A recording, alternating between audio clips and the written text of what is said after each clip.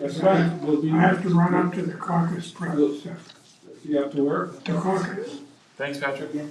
Caucus. Oh, yeah, that's the 7th. Well, it's at 6:30, but I have to run up at 6. And we have to. So if we get to 6, You have to have supper. Yeah, bye. if we get to 6 and I rudely walk out, it's nothing personal.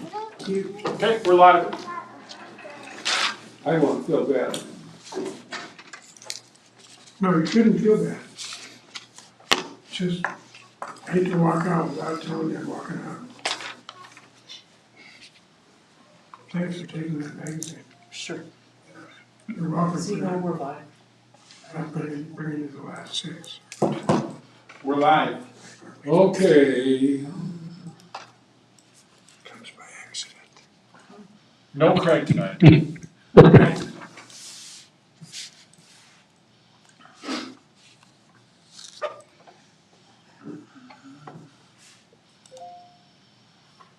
Now, oh, come on now.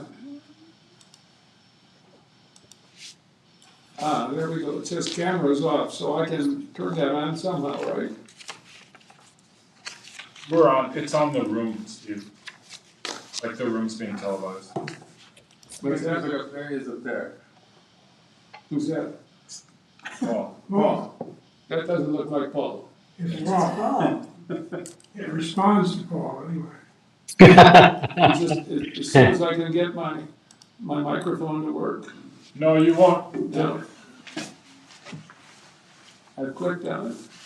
You don't want to use that though, it'll echo. I don't want to use it? No, this is your mic. Oh, I see. Okay. So just cancel that. I We can just do got that. this up for closed captioning. Okay. Now, where was that? Where was the closed captioning? I'll take this.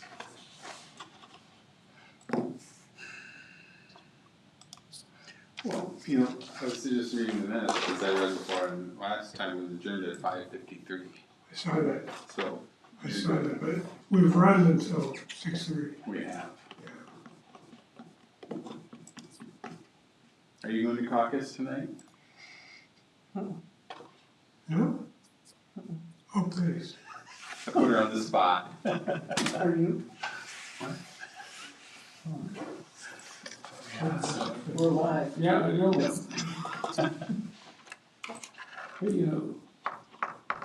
Hey, Both of the big turnout, is there several around the county? There are 3, There's 3 and then the GOP is at. down there.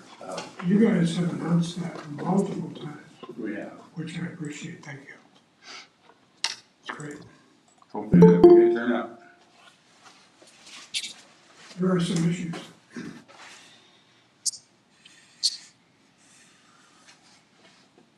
And then there's a rack of environmental issues. Just a rack.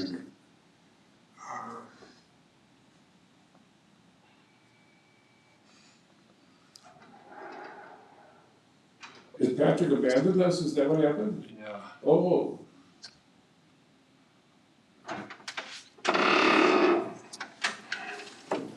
Hey, Brian. Hey, Brent.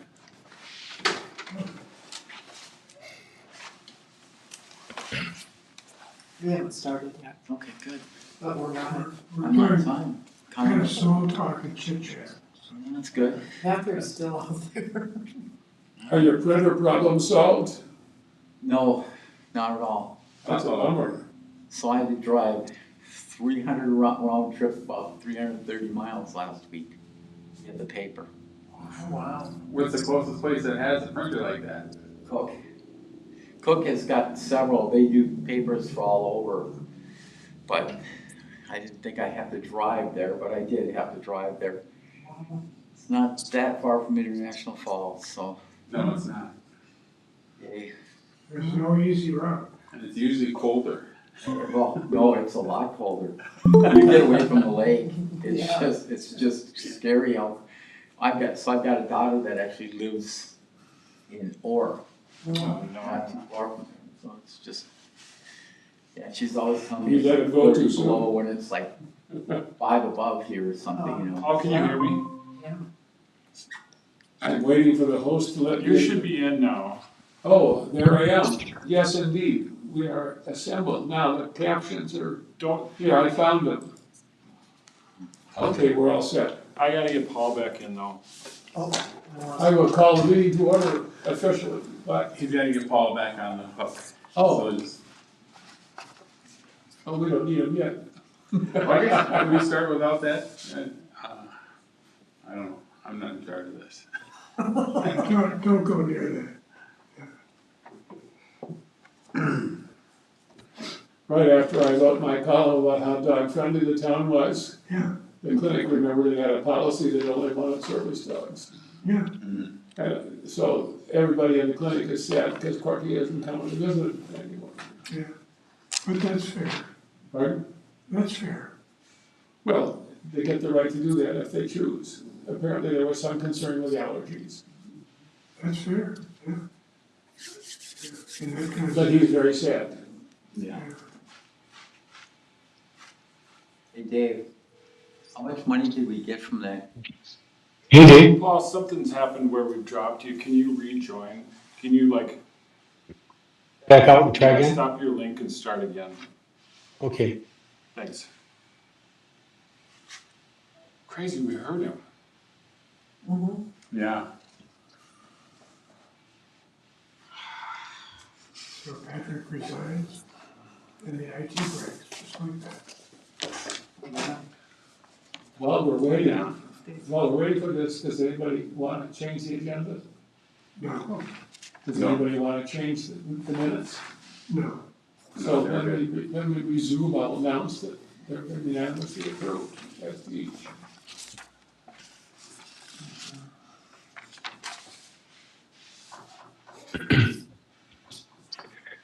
Any luck? Well, I see you, I hear you, I'm just not seeing you on the big screen. well, we can run with that. Yeah. We can run with this audio. I'll try this.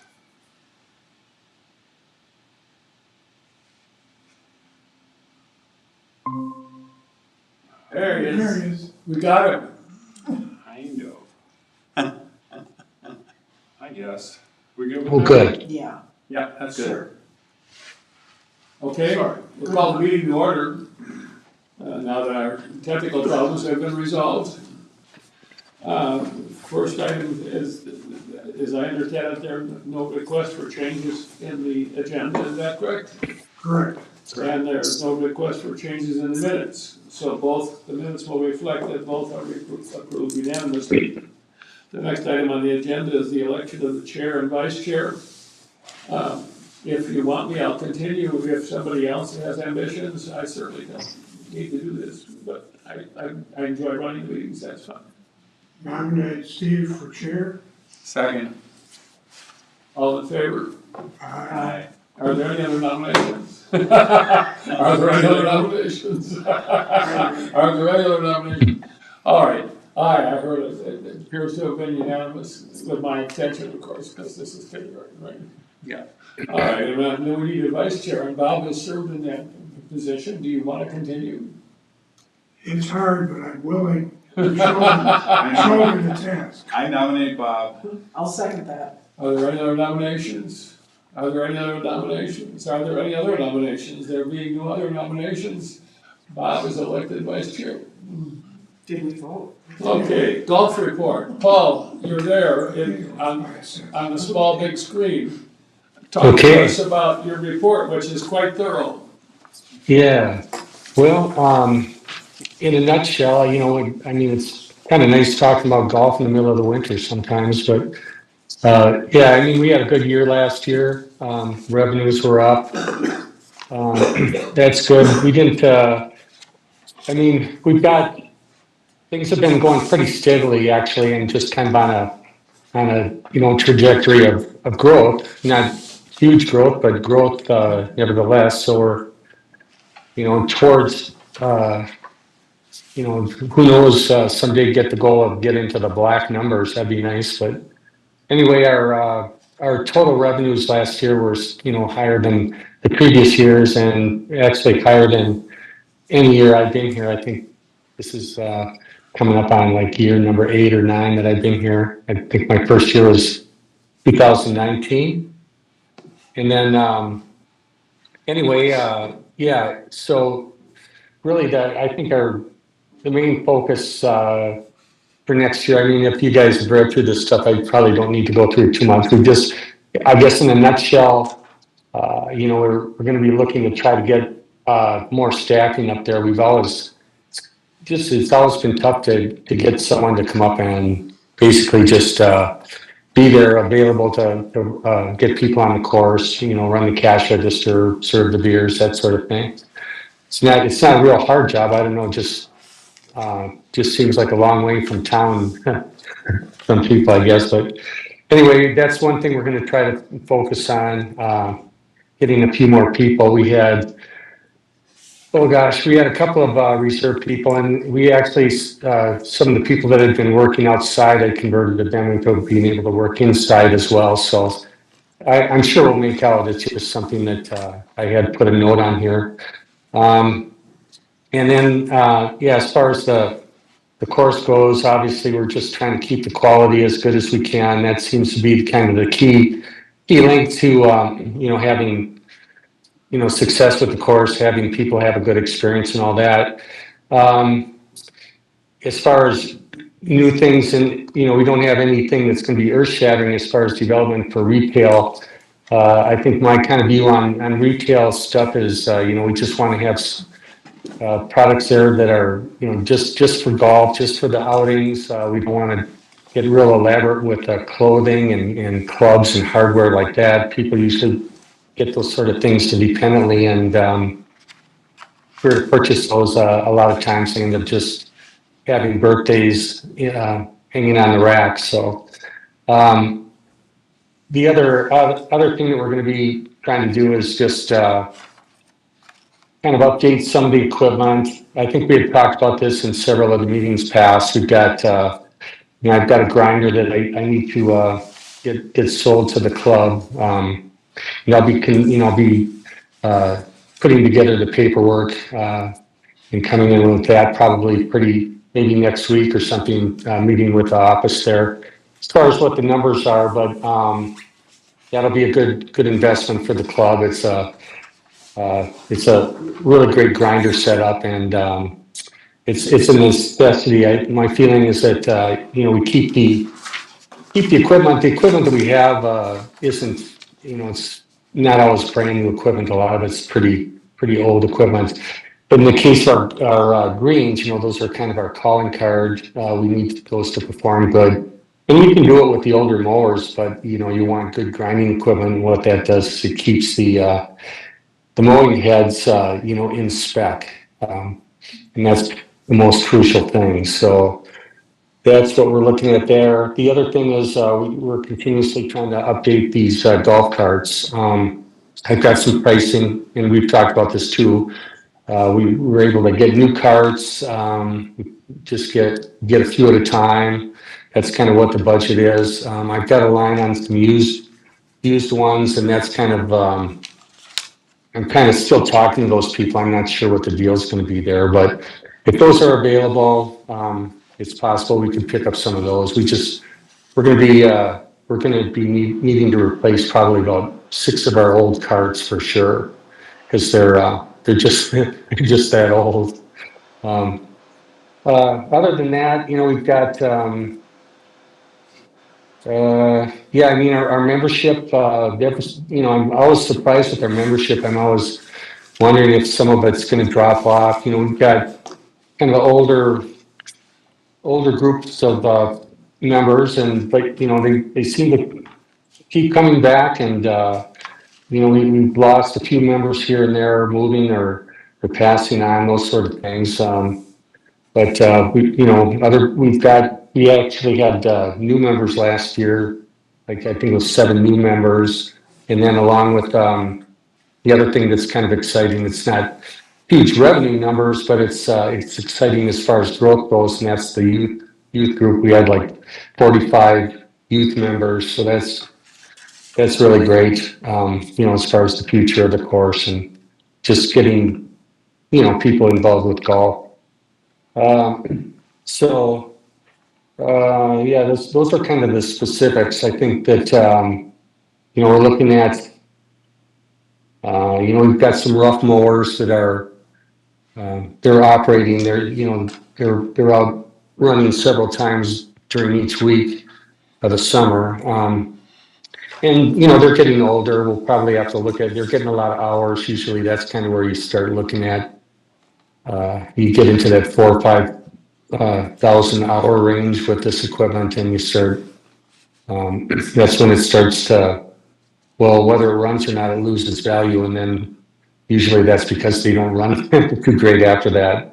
So we're kind of on the, I was kind of looking for something to come up with that. I guess I haven't paid real stern attention to the rough mowers just because they're a lot of money, So,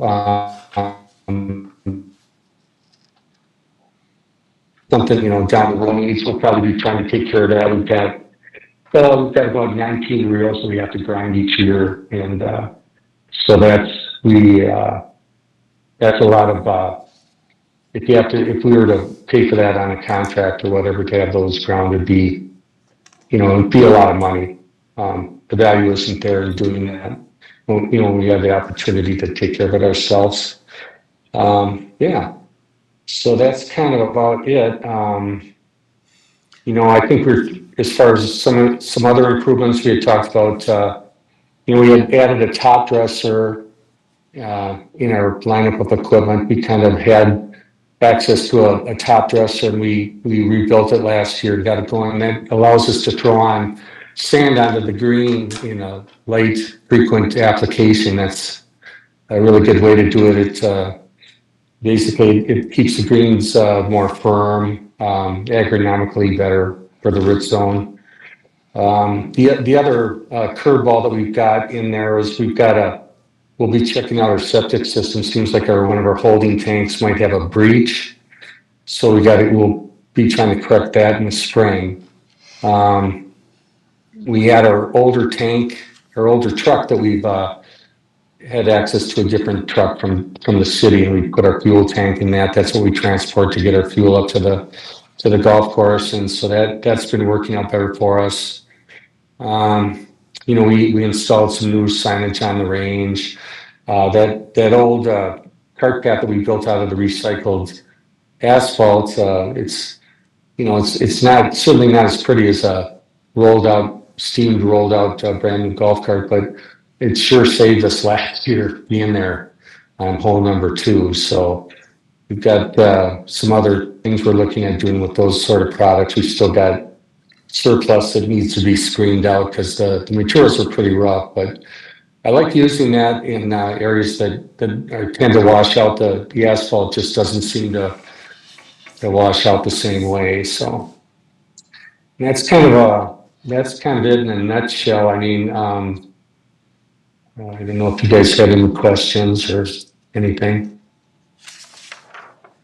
You all have, Yeah, I got a question, just, you might have to remind me, I missed a couple of meetings last fall and whatnot, but when do we set the rates? And if there's any increases or?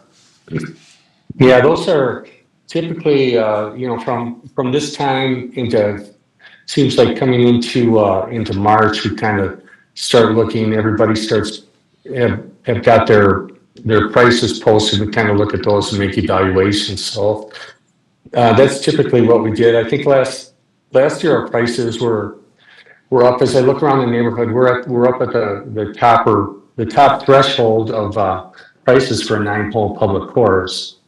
But we've got a good product. People aren't complaining. They're actually happy playing the course. They're complimentary and all that. Those things. The other thing is that's different about our situation is that we just don't have a lot of neighboring courses. We don't have the competition. We don't need to be. We don't have problems like city metro courses do, where they've got so many competitions, competitors that people start making coupons and discounting, the value of their course. Of course, they've got a lot more people down there, and that makes their world go round. But up our way, you know, we've got a limited amount of people, limited season. So I think the way we've been doing it, which is primarily we, you know, for activities as far as tournament, best ball, those sort of things, we're doing them at the beginning part of the season, at the end of the season. The prime season, which is, you know, like from June 15th to August 15th, where we don't really book much of that in there because, you know, we want to have that all available for visiting play. And that's worked out as far as that formula. We haven't had a lot of problems with things conflicting. We've got league play of our, you know, with our members during the course of the year that intercedes with all that, and it seems to be working pretty good. We could always use more play, of course, from the general public, but that's kind of the game where just people are. It seems like they play here, they like the course, they like the conditions, and then they come back, and we've been seeing that more, and we've been seeing, you know, new visitors every year too. So it's, you know, I'm liking what we see all, you know, in all those aspects. As far as setting the price goes, I mean, I haven't set the prices yet. I don't know that we're going to be going up very significantly. I kind of, you know, my view on that is we're kind of high on that, and I'm getting to where we're a little sensitive about raising it too much, you know. So We should plan on looking at that in March then, Paul? yeah, March would be good. Yeah, it's just so strange that, you know, we're actually playing golf about the end of May. You know, like our traditional days is probably about the 18th through the 22nd is probably the average of when people start playing. I really liked the summary that you've written. We'll give Brian a copy, I suppose, and it's multiple pages. But the big headline was that the operating loss this last year was $20,000, and the year before it was $57,000 plus. And that's a great result.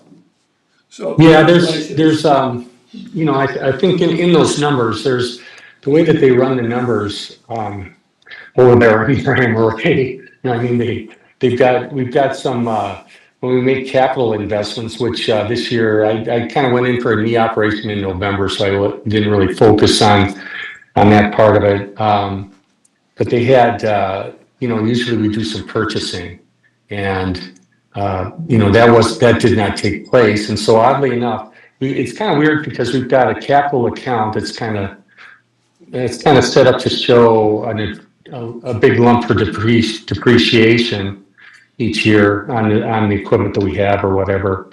But at the same time, when we purchase equipment, that whole purchase amount comes off the budget that year. So it's kind of a weird deal because in my view, you know, you've got a piece of equipment, it's an asset, and it remains an asset. It's different than money that flows through for profit and loss. You know, that's my view, but I don't run the books there, but I'm just saying why there's a lot of surplus or why the numbers are different. Although we did do better, you know, better this year, but you know, I'm saying there's probably $15,000 there that wasn't spent on equipment, and I'm not sure, but I'm guessing that that's not showing on that. Anybody else have comments or questions? I have a couple of things to raise. One is in general, as I indicated, I really like the report. It's quite complete. With regard to priorities for next year, I'd like you to add to the list of things that we're going to do some specific marketing to city residents, letting them know that there's the 15% savings on the season passes, or on all the rates, I guess. I think that's a place where we could get some growth. I would, yeah, I'd really be interested in finding a way to do that, because I think that would be a really good thing to do, since there is a savings there, you know, significant savings for, you know, the tax-paying citizens in town. Yeah, they should have early notice that they can, you know, purchase a season pass or whatever for, you know, it's 15% less, and it's a good deal. So if you could add that to the to the written final version of your report, that would be helpful. Just wanted Okay. to check one thing, I'm assuming you're negotiating the price of the grinders with Mike Roth? Yeah, well, yeah, Mike will be meeting, I talked to, Dave about coming in with the paperwork on that, and then we'll be in contact with Mike to see about, meeting up with him. Yeah, that's how it would work. Okay. We've had more tournaments some years than we had last year. I'm hoping we can inspire more people to have tournaments either for people who live here or for special groups. We haven't done a lot of marketing of that up to this point, and if there are ways to increase that, it would be useful to look at that. Now, last Well, thing, by the way, I'm yeah. delighted that you're thinking about having changing the practice area to make a chipping area. And the other place was mentioned in there, and that's what we're lacking in terms of being a complete facility at this point, is the driving range that has a place for people to do smaller things. The last thing that you might want to think about is seeing it, when the ownership interest at Lutzen gets settled, I wonder if we could get their pro to come up here every so often and, charge people who want to take lessons, because that's the other one thing we're missing, is that we don't have a way for people to do lessons in a formal way. But that's just something to think about for next year, not, or the year after, depending on when we finally settle the question of Lutzen. If those things are okay, Paul, is there anything else anybody wants to do with regard to the golf course? It remains a wonderful asset. Absolutely. And we're still looking at a sign up at the top of the hill that will tell everybody about the wonders of our city, including the rec park and the golf course and the library and the liquor store. Prepare to spend your money. Brian, if you want a copy of the golf report, I'll get it at the end. Next item on the agenda then Thank you, Paul. is, Thanks, Paul. Yep, thank you. Yep, pardon? Thank you, Paul. you're welcome. Anything, if we don't have Craig here, is there any report from the city council that you can make for us, Dave? Just a bit of a good news. In the last council meeting, there was like something the mayor's done every year now, is like an annual recognition and thank you to the staff of the entire city. And so I did not attend the meeting, but I saw the broadcast, and I thought Mayor Benson did a wonderful job with recognizing all the city staff and their accomplishments. Of course, the new city hall was a real highlight for the facilities department. The liquor store department as well got some praise, but the parks department came through. We had a list of achievements that obviously I supplied, but my top accomplishment was our excellent retention of our seasonal staff, like really keeping our great team together. And when I was able to see all of the names on one slide, we do like almost 20 staffers, seasonal staffers. And so being able to have those folks back every season is a real blessing and a real privilege. And so I really appreciated that. We also, our highlights were advanced care of the Highway 61 trees, right? We really took those under our wing this last spring and did some mulching and watering and trimming. The upgrades to the power in Harbor Park, as we recall, we spent $35,000 on power for the vendors. That was a real highlight. The new fuel pump at the marina.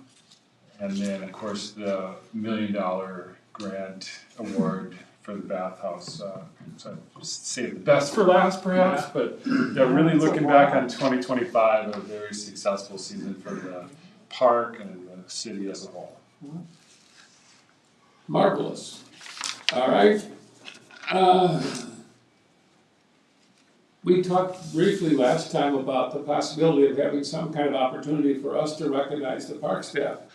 Would it be appropriate to do that in connection with Mayor Benson's thing, or is that something we want to do maybe in the fall when the season is about over? It's just us.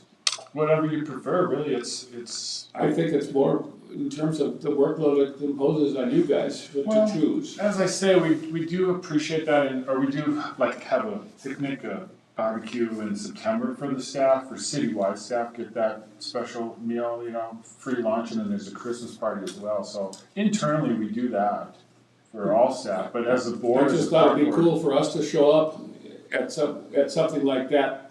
Yeah, so and I did get the word that wouldn't be cool, cause of like, and no offense, but open meeting laws. And just the idea of like, this is for staff and it's, we don't want the pressure of the board, and it's not just for us, it's the I library. don't think it qualifies as a meeting if we're just there shaking hands, if there's no action taken. Well, it does, and it's more of a like internal staff party versus a like board and oversight party. We could still do our own celebration. But I did bounce that idea off the administration that the board members be invited to the picnic, to the grill out, and it was kind of a no. Whatever works. It would add so many people, It would, you know. because it's with not all just the this different board, it's the boards, library right. and the planning and zoning and the PUC, right, and city council. And so we don't, we can plan something separate if you like. Even just in a meeting, a recognition, similar to what Mayor Benson did, where we recognize the names of our staffers and highlight some achievements. I was just thinking of something, at the end of the season, you said nice things about the staff, and I don't think I met any of them Yeah, in a formal way. we should have a little get together. Okay, Parks report, we have a page. Right. Reservation season, right about now, we're, February 3rd equals August 3rd, the day after the picnic. Oh, wow. Fisherman's Picnic this year is the 30th through the 2nd, Thursday through Sunday.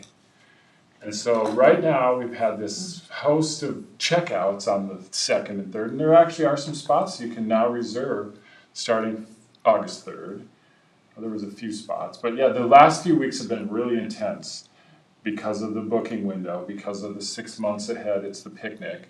And just as we talked about in the fall and the late fall on this idea of gaming the system is very popular again, with lots of folks booking like the 21st through the 2nd, only to email us back, change of plans, we're coming the 30th. You know, lots, I guess, is relative number, it's a dozen, right? It's not hundreds. It's not a big deal. We're not taking it too personal. So is that something that you and the staff have to watch, or does that booking system kind of flush all that out for you and you can just see? Yeah, exactly. We can't really monitor when they do it on the 21st. Like, we see it come in as a new reservation and it's 14 days, whatever, 21st through the 3rd. Yeah. And we say, oh, I bet this person's gonna shorten up, because we see the name and they did it last year. And so it's just a fun little game, really. But then to change the dates, they have to notify us through email or phone call. To you, to our park here? Yeah, they can't really do that automatic or In the online, system, yeah. right? So Does it get in the way, I mean, then do you have to turn people away? a little bit of that right For the now, yeah. August or Not so much, like, July 30th yeah, so what'll happen is inquiries? someone now is honestly looking for the 25th through the 30th, and it's looking all booked. And they're like, oh gosh, I guess we can't get in. And we'll say, no, actually, check back in a month or 3. Like, these people are gonna shorten up, it's gonna create openings, check back. In the past, if I understand it correctly, we filled up anyway during those times. That's right.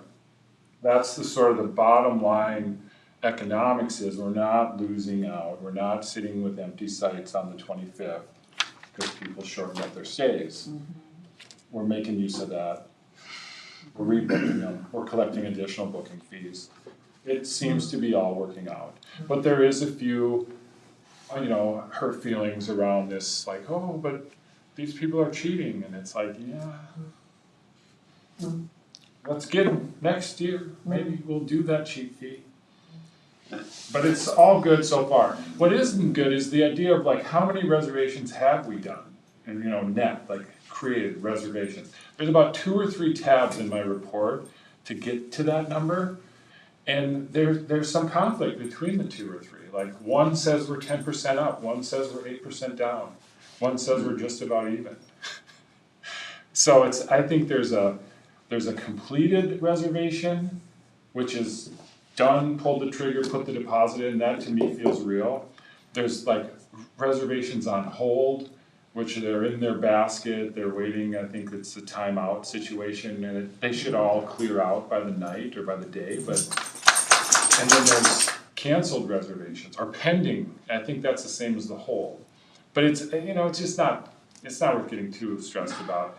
The bottom line is we're pretty much on pace with where we were last year. There's no big dip, there's no big gain. It's steady as it goes. Approximately 1,700 reservations have come in year to date from November to February. And that's very close to last year. So we're looking good. And now again, those same tabs, I can pull down the amount of revenue that those reservations equal, right? Because some of them are for one night for $60, some of them are for 2 weeks for $600. And it looks good, that number looks really good. The gross income based on those 1,700 reservations looks like considerably more than last year's number. Again, giving me a little bit of confidence saying like, maybe we haven't booked as many reservations, but they booked longer. So, something to get into over time, but we'll know once, the season's upon us. But Questions or comments about the Parks report? Just now, I got the really big business of our grant, our $1 million, $66,000. So we've got a grant for $1 million, $66,000. And I went to a meeting last week in St. Cloud to basically find out all the red tape and all the hoops that we need to complete to sign a contract with the DNR after July 1st, right? So this is a mandatory meeting for the 11 parks that were awarded grant money in the 2026-27 budget cycle.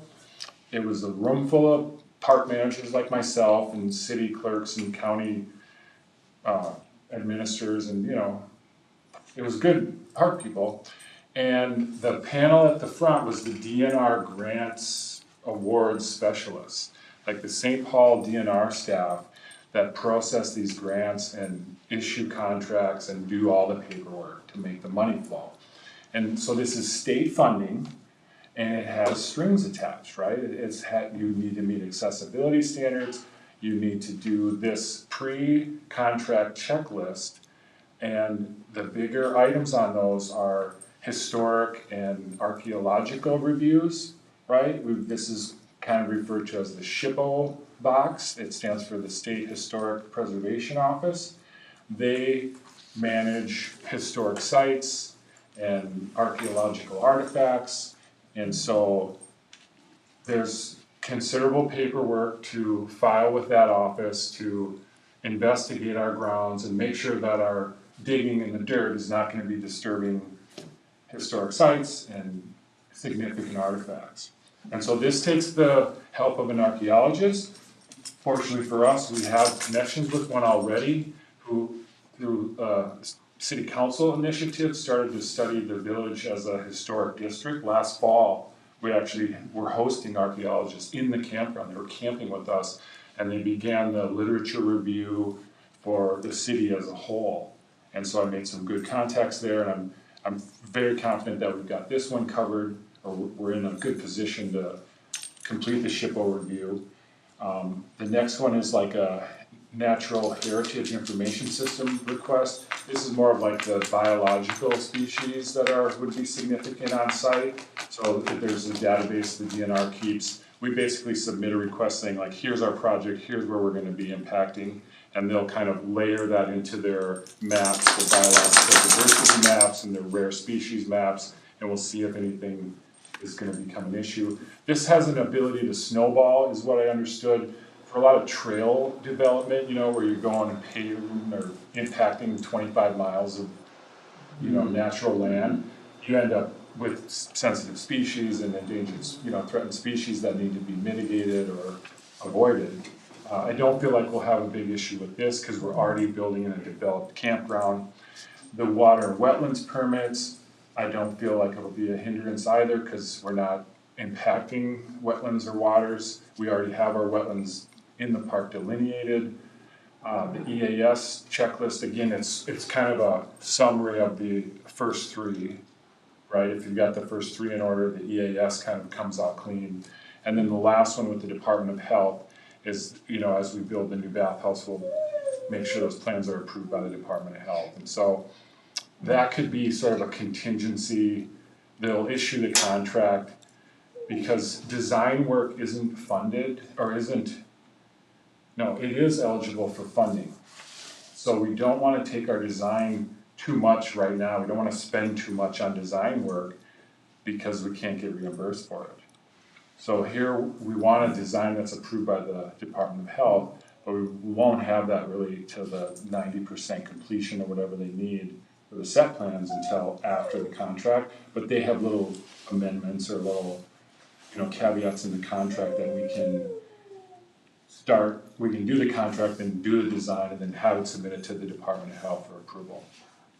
So a big day, a full day, panel of other park staff that have gone through all this and kind of eased our fears. Don't worry, you can get through it, take it one bullet point at a time, et cetera, et cetera. These people are here to help. It was great to put faces to names, to sort of know who I'm emailing now when I am gathering this information and submitting it. But it's really kind of my to-do list now for the next several months, is, working down this list and seeing how we go. Now there's, I think you asked last meeting, Kate, how long, what's the window for spending? It's 3 years. And it starts July 1st, whether we have a contract or not. So it ends June 30th, 2029. Extensions are available, they're easy to get. If we feel like we're gonna run long, we file for an extension. It's, I think, 2 years. So I don't have an issue there. But like I say, it was just really great to be in a room full of like-minded folks with the idea that even though this money is not easy to get, it's not impossible either. So it sounds like it was a great time, and you said 15 parks got money inside of this? 11. 11. And so what was the closest one here? In Arrowhead or what? Duluth. Duluth? Yep. I think bike trail in Duluth. War Road was there. Roseau. Yeah. I think War Road traveled the farthest. So it was in St. Cloud. It was about a 4.5 drive for me. Yeah. But War Road was 5. I was sitting next to a guy from Lac Lepar or Lac Lepar? No, it's like southwest Minnesota. But these kind of all smaller parks, this is, the greater regional Minnesota park. So it wasn't metro parks, it wasn't DNR parks, right? When we look at the legacy funding sort of pyramid, a third goes to the DNR parks, a third goes to the 5 county metro parks, and then a third goes to the greater regional Minnesota parks. And so we were in this small park, regionally designated small parks, trails, campgrounds. It was just a nice time to meet our peers. And I must say the staff of the Greater Regional Minnesota Parks and Trails Commission are just wonderful. Joe Chapesky is the grant coordinator. He's always been there for me. And then Renee, I'm sorry, I can't remember her last name, but she too was great. She's sort of the MC, and she's the executive director of this commission, and they do a great job. Several of the commissioners were there, the same people who were here last September, and so it was a great chance to reconnect with them, and they just love Grand Marais. And I think I put it in my weekly update, but I couldn't eat lunch because I was so busy talking about the park and how to book and come up and see us. Yeah, that's great. Really, this is kind of similar to when we did the RV show years ago. We go down to the metro and be like, yeah, we're from Grand Marais. People just love Grand Marais. Mm-hmm. Moving from the big picture to a very small one, have we had any of our long-term lots that we're converting this year? Did we lose any people? Or? Good question. You're on it. So January was deposit month for seasonals, and we have no surprises. No, I can't say we have any this slot's opening up unexpectedly or has been announced as such. No, we don't have any significant movement in the long-term seasonal Like lots. last year, we had like 3 or something like that. We do have a few left over that they're marginal, they're small. We'll start on the waiting list now. We'll see how far we get, and we'll see. Oftentimes, they're tough to sell because you need to be in a little trailer, and most of the people on the list are in big trailers because they're living in them. So we generally, if they don't go to the list, right, they go to the contractors. Very popular option for some of the local projects when they're, looking for employee housing. We oftentimes sell these to either KTM, KGM, Northland, road crew contractors or traveling nurses. Sort of the other big crowd. So we'll for sure sell them all, but no, we don't have any significant openings. Some of the prime ones that are now sunsetting, we don't have any news there either as far as gaining. That was my main point. Yeah, I don't foresee gaining any additional ones, but we, just from last year's turnover, I believe have 4 now to offer out of 31. So it's happening. I have a question. Does the list of tasks here affect your, idea of the timeline of the project? A little Does it bit, slow yeah, good down? question, Kate. It does. It puts me in a realistic, slow down. Like there's review, windows where we can't affect if the, SHPO's a 30 to 90 day review. And so based on when we get our materials in, we might have to wait 2 months for the review to come in. So I'm jumping on all this now to start it all now to sort of allow for those, windows with the state agencies to perform their reviews. So, but most of them are 30 to 60 days, maybe 90 is if they're short-staffed or they get flooded. But what I used to feel is like we'll get that contract signed July 1st and, break ground in September has got me a little more cautious and realistic, and we'll do the contract once our checklist is complete. It might not be in July. We're gonna aim for it. But with the idea that we have 3 years, and this I sort of heard in the fall when they looked at our timeline and they said, "Oh, this is really ambitious." Generally it takes time because it's the DNR, and you might not get a contract in July. So if we don't do the contract till September, then we start designing, right? We don't. Over the winter, Yeah. yeah, great. So it could, it's certain that we will not construct this bathhouse any sooner than 2027. And it could very well be 27, 28. And because I think you said before you'd want to construct at the end of the season, right? When it's not in use? Yeah, we have the ability to sort of build it anytime because it's not, like we've got bathhouse 2 still open. Right. So it's not a deal breaker to build during the camping season, but it's disruptive.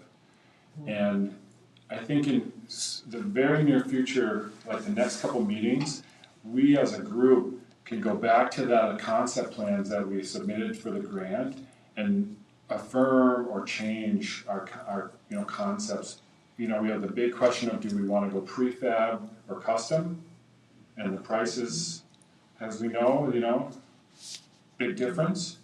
We'll look at that costs nothing for us to review and change or reaffirm or affirm. But the location too, I feel like is maybe a little more flexible, where we position this on the north side of that road going out to the ball field, right? We put this bathhouse in where 4 campsites are. Well, what's right across from that, what's just south of that road is Group 1, a big open space. Right, is like next to where the PUC shop was. And it's right now flat, open, there's some red pine there, but they have blister rust, so they're not in the most healthy condition, so we wouldn't, there's definitely some location consideration here that I wanna take some time with, look at the maps, even if we wanna go out and walk the site and say like, hey, wait a minute, why should, we can keep these sites, let's build a bathhouse here, on the south side of the road. So, good things to come, and we'll take our time. Cool. Dave, this replaces 2, Bathhouse 2, yep, and 3 will stay where it is. for now. If the DNR wants to do a new trailhead, it would go adjacent to 3. It would still be in that old pool lot area. Because we were talking about trail development this morning at Active Living, Mm-hmm. and DNR had interest in doing a better trailhead in that area, but that would be part of 3 or adjacent to 3. Somewhat, yeah, There's just, that big parking lot north of where the that. pool used to be. yep. And, you know, and whether or not the comfort station for that is 3 or the rec hall, something we could decide down the road. Cause, you know, the rec hall would be more like you could see it from the parking lot. And as we sort of learned last summer when we thought, what should we do first? And it was, well, let's replace Bathhouse 2 instead of 3. We say, well, we'll keep 3, we'll keep the rec hall, we'll do some light remodeling, fixtures, fit and finish, and keep those going, because they're serving their purpose, they're fine, campers like them, community likes it. But if and when we go to that DNR trailhead deal, something's gotta be available for restrooms. Yeah, because we're applying for, the city will be applying for a re-up of that silver bike-friendly certification. Yes, And if the DNR plans to do a trailhead, that's a nice forward-looking piece of that. yes. But that would be adjacent to 3 or the railroad. Mm-hmm. Okay. Other comments or questions about the Parks report? If not, the last item on the agenda is the application of the Marais Art Colony for the Art Festival. It's presumably much like last year, right? Anybody have any questions about it? Somebody want to move approval? Also move. Second. He beat you. He was raising his hand. Any discussion? All in favor, say aye. Aye. Any opposed? Hearing none, it's approved unanimously. Thank you. I believe we made your 6 o'clock deadline. Thank you very much. We'll see you all on the first Tuesday in March.